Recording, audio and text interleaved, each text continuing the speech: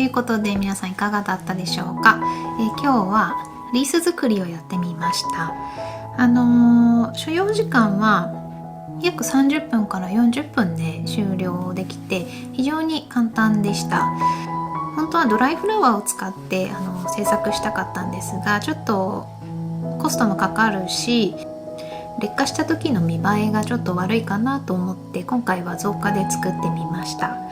でこの前のダイソー購入品でご紹介したこの、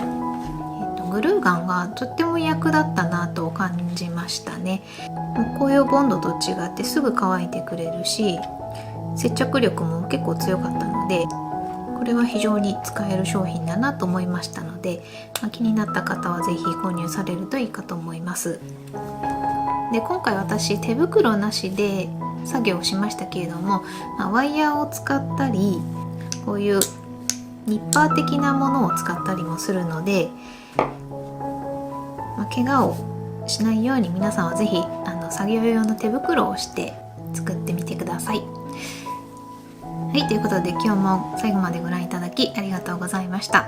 ではまた次の動画でお会いしましょう。